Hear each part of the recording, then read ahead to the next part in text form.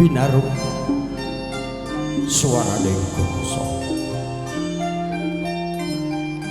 kang rinacik dening para pratangga kababar gending pambungkung menungko ampur wakani pagelaran langan payung daluning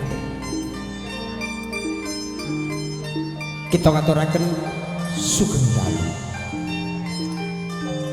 sugeng rawuh sugeng lenggah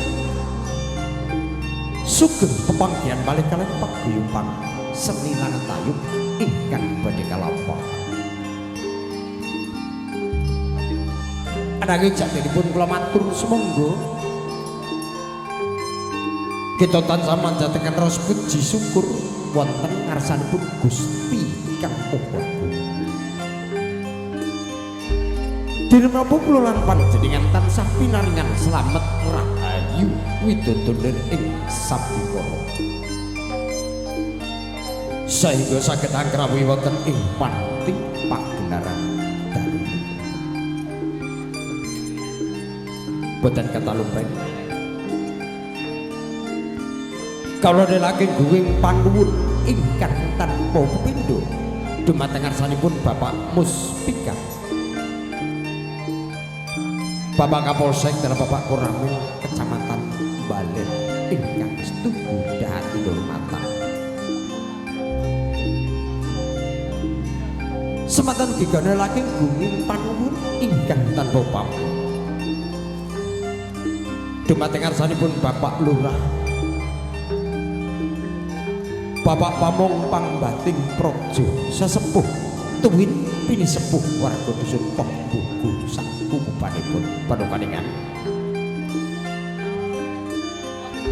bilih agen kala jejer wonten ing mriki boten ateges ngirangi rasa tata duga lan trapsila ananging pinanggenah dados terangan turmawi sunipun Bapak Panitia Sedekah Bumi dusun Pembuku sepindah panjenipun Bapak Panitia ngaturaken pambagya wilujeng dumateng rawuhipun para tamu para undangan dan rekadang sutrisna sekaliyan. Mbok bilih sarawuh panjenengan menika wonten papan panggenan saha dedaharan ingkang kirang nuju prana dumateng penggalipun para tamu undangan.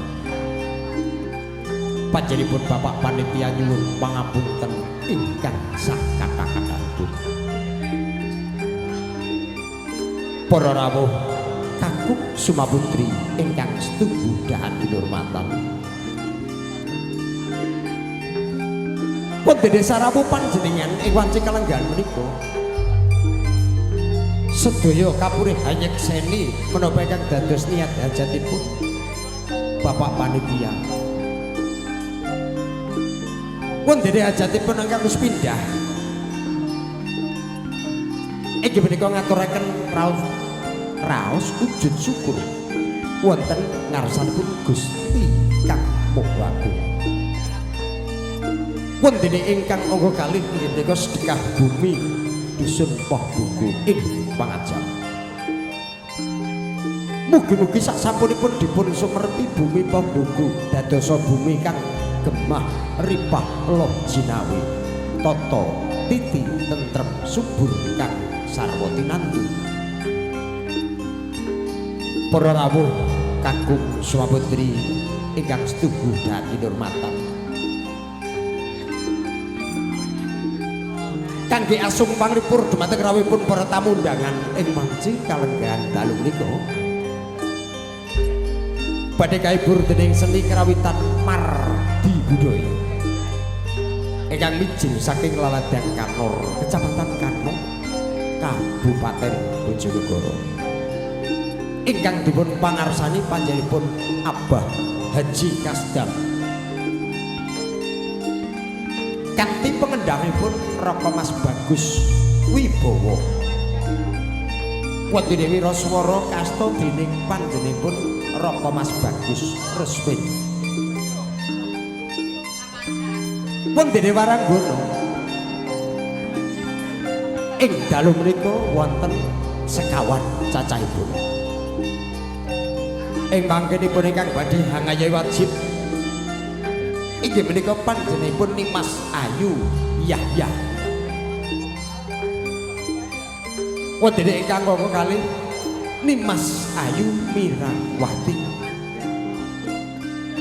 Angka 3 panjenenganipun Nimas Ayu Indah Supriyati. Wonten ingkang angka 5 Nimas Ayu Anggi. Wonten ingkang kadhawuh pramugari ing dalu mangke.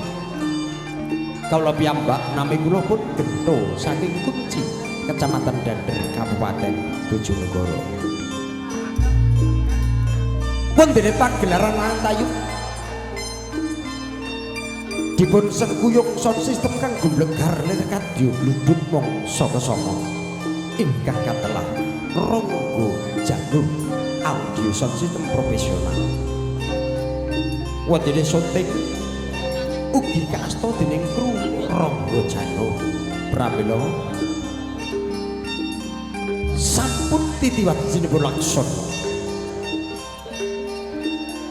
Kawula sakutra ingkang badhe atur sekar kang rinunce gongso sinareng kringdaning asta pradonga.